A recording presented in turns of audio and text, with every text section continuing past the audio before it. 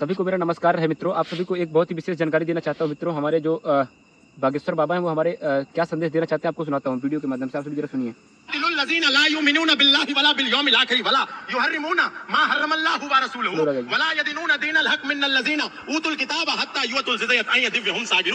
अपनी गीता का पता नहीं और कह रहे हैं कि कुरान भी तो परमात्मा की ओर ले जा रही है। आज हम सभी सनातन धर्मी जो है किसी अवतार की प्रतीक्षा कर रहे हैं कि कोई अवतार आएगा हम लोग को बचाएगा। आप सोचकर देखिए कि योगेश्वर भगवान श्री कृष्ण ने अर्जुन का मार्गदर्शन किया और उसको कहा कि शस्त्र उठाओ, और उसमें उन्होंने उनको क्या संदेश दिया आपको बताने का प्रयास करता हूँ। अर्जुन भी भाईचारा निभाना चाहते थे। अर्जुन को भी जब युद्ध करने के लिए सभी लोग उनके सामने आ गए तो वो भी बड़ा भाईचारा वाली बातें कर रहे थे कि हमको भाईचारा निभाना है। और विधर्मियों के साथ भगवान ने कहा कि मानवतावादी लोगों के साथ भाईचारा निभाया जाता है, इसीलिए मैं तेरे लिए शस्त्र नहीं उठाऊंगा, शस्त्र तुझे उठाना है, इनसे लड़। लेकिन जब भगवान श्री कृष्ण थे, हम थोड़ी देर के लिए जागे पुनः सो गए। भगवान राम आए, हमको जगाया, हम थोड़ी देर के लिए जागे पुनः सो गए। चैतन्य महाप्रभु आए, हमको जगाए, थोड़ी देर के लिए जागे फिर सो गए। दत्तात्रेय भगवान आए, हमको थोड़ी देर के लिए जागे फिर सो गए।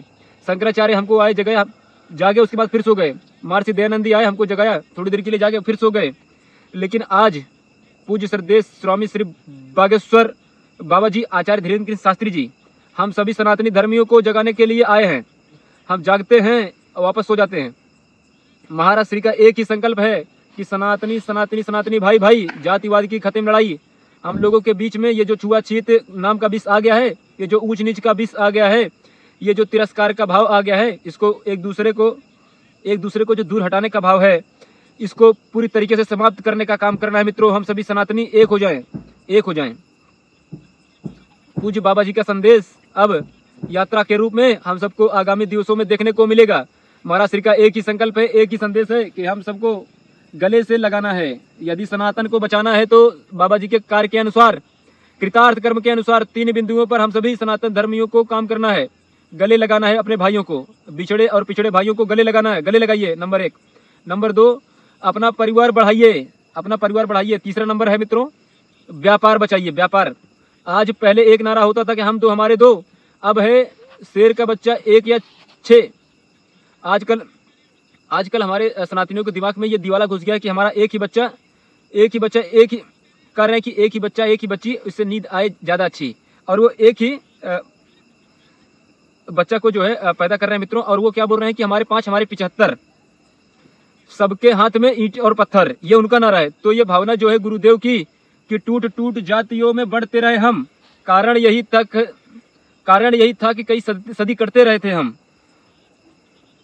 बोलूंगा आज सत्य महारथी की तरह, दिनकर ने लिखी उसी रश्मि रथी की तरह, बातें कहूंगा सच्ची, कोई शोक मान ले, चाहे बुराई चाहे आज 3 लोक मान ले। जन्मा हूं इस धरा पे इसी में मर्म के लिए, मरना पड़ेगा तो मरू वेद धर्म के लिए। अरे भूमि थी आर्यवर्त की ये विधान नहीं था, अफगान पाक बंगला ईरान नहीं था। गद्दार कोई है तो वो गद्दार हम ही हैं, ये हस्र जो हुआ है जिम्मेदार हम ही हैं।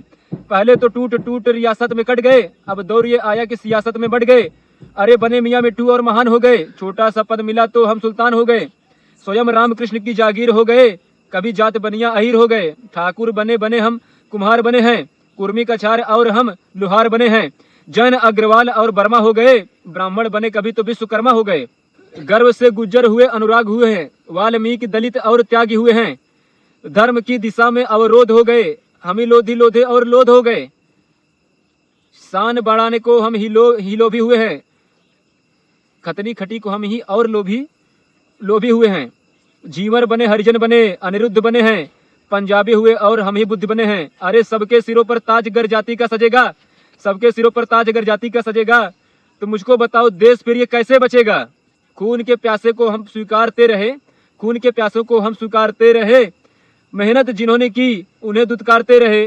अरे कह दो कि कोई फूट प्रतिवाद नहीं है, मेरे धर्म में कोई जातिवाद नहीं है।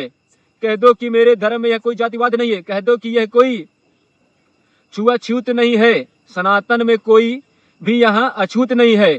अरे वेदों की परंपरा को निभाओ तो सही, मिलकर सभी भगवा के नीचे आओ तो सही। इसलिए मैं बहुत अधिक नहीं कहूँगा। पूज्य महाराज श्री का जो संकल्प है, जिसके लिए पूज्य महाराज श्री दिन रात बिना सोए जागे, बिना अपने बारे में सोचे दिन को जागते हैं, सोने का भी समय नहीं मिल पाता है, रातों को जागते हैं। एक हुक सी दिल में उठती है, एक दर्द जिगर में होता है, और गुरुदेव रात को उठकर रोते हैं कि जब सारा आलम सोते हैं।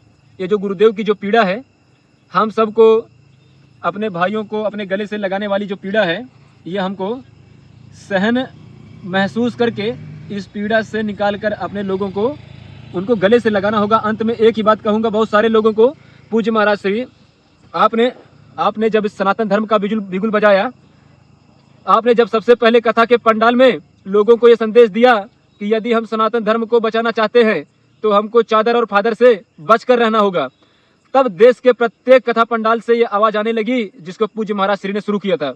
नहीं तो हम सोचते थे कि सारे धर्म एक ही तो हैं, ये कुरान जिस रास्ते पर लेकर जाएगी, ये बाइबल जिस रास्ते पर लेकर जाएगी, जहाँ भगवत गीता लेकर जा रही है। हम लोग कभी भगवत गीता नहीं पढ़ते हैं और गारंटी कुरान की लेते हैं। हम लोग कभी वेद नहीं उठाकर देखते हैं और दावा बाइबल का करते हैं, जबकि यदि हम पढ़े तो हमको पता चलेगा कि हमारा वेद तो कहता है कि वेद कहता है संग छोद्दम संवदध्वम संवो मानसी जानताम देवा भागम यथा पूर्वे संजा ना उपासते। तो हमारा वेद ये संदेश देता है, हमारा वेद कहता है सर्वे भवन्तु सुखिनः सर्वे सन्तु निरामयाः सर्वे भद्राणि पश्यन्तु मा कश्चित् दुःख भाग भवेत्। लेकिन एक समय था जब कथाओं के पंडाल से ये आवाज आती थी कि हम राम राम बोलते हैं तो हमारे मुंह से अली मौला निकलता है। लेकिन जब पूज्य महाराज श्री ने टोका तो देश का कोई भी व्यक्ति व्यासपीठ से बैठकर अल्लाहू अकबर का नहीं गाता। नहीं तो कितने लोग ऐसे थे जो कहते थे कि जब हमारी कथा चल रही हो और नमाज और अजान की आवाज आ जाए, अपनी कथा रोक दो। अरे बावलो, वो जो आवाज आ रही है उसको सुनाने का आपको प्रयास करता हूँ।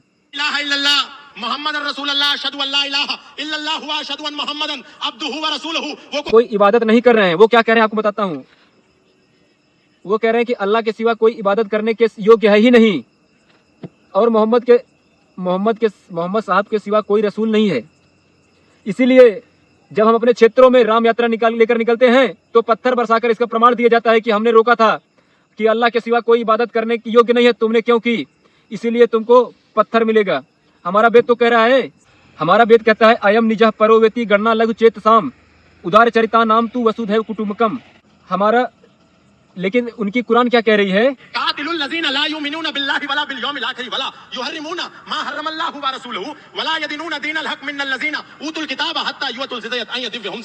अपनी गीता का तो पता नहीं है और कह रहे हैं कि कुरान भी तो परमात्मा की ओर लेके जा रही है।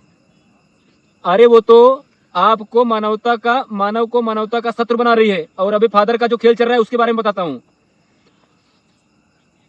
हालेलुया बस एक करा और किसी को भी लेटा दिया। ये सब झूठ ढोंग आडंबर, सनातनियों को कहीं जाने की जरूरत नहीं है। आप बालाजी की शरण में आओ, राम जी की शरण में आओ, कृष्ण की शरण में आओ, और आप जिसको पिता परमेश्वर कह करके ईसा मसीह को मुक्तिदाता मान करके बैठ गए हो, वो कोई मुक्तिदाता नहीं है। बाइबल का मैथ्यू 10 स्टेटमेंट नंबर 34, 35, 36 जा करके पढ़ लेना। वो ईसा मसीह कह रहा है, वो क्या कह रहा है आपको बताने का मैं छोटा सा प्रयास करता हूँ जरा। Do not suppose that I have come to bring peace to the earth. I did not come to bring peace but a sword. I have come to turn a man against his father, a daughter against his mother, and daughter-in-law against his mother-in-law. Man is a enemy, the household wife. ये मत समझो कि मैं इस धरती पर शांति का पैगाम लेकर आया हूँ। मैं तो इस धरती पर तलवार का आवाहन लेकर आया हूँ, ताकि एक ही घर में एक बेटा अपने पिता का शत्रु हो जाए, एक बेटी अपनी माँ के शत्रु हो जाए, एक पुत्र अपने अपने सास की शत्रु हो जाए, और हम उसको मुक्तिदाता कह रहे हैं। अगर मुक्तिदाता कोई है तो मर्यादा पुरुषोत्तम प्रभु श्री रामचंद्र जी है, योगेश्वर श्री कृष्ण है, बजरंग बली हनुमान है। हमको उनकी शरण में आना है, कोई जरूरत नहीं है हमको कहीं जाने की। वो जो पूज्य महाराज श्री ने जो संकनाद किया है, आप सभी एक संकल्प लेकर के जाइए। जो गुरुदेव भगवान ने एक संकल्प लिया है सनातनियों की यात्रा को निकाल करके पिछले और बिछड़ों को गले लगाने का, आप सब तन मन और धन उस तीनों से उसमें पूर्ण सहयोग करिए। और इतना ही नहीं मित्रों, बोले सत्य सनातन वैदिक धर्म की जय हो, अधर्म का, प्राणियों में, विश्व का, बोलो श्याम रामचंद्र की, पवन पुत्र हनुमान की। बहुत बहुत धन्यवाद आप सभी का, बहुत बहुत धन्यवाद आप सभी का। आप सभी ने हमारा ये वीडियो देखा। तो यही था मित्रों हमारा छोटा सा प्रयास था जो हमारे सनातन धर्म में ये इस समय जो हमारे भारत को इस्लामिक देश बनाने की साजिश चल रही है, इसमें पूज्य गुरुदेव श्री बागेश्वर धाम आचार्य श्री धीरेन्द्र शास्त्री जी जिस तरीके से समस्त सनातनियों को भगवा ध्वज के नीचे आने के लिए सभी से एक करने का संकल्प लेके आगे बढ़ रहे हैं मित्रों। तो वही हमारा छोटा सा प्रयास था कि तो आप सभी कमेंट करके बता सकते हैं कि हमारा छोटा सा प्रयास आप सभी को कैसा लगा। और फिर मिलते हैं आप सभी से किसी और वीडियो में। फिर के लिए जय हिंद दोस्तों।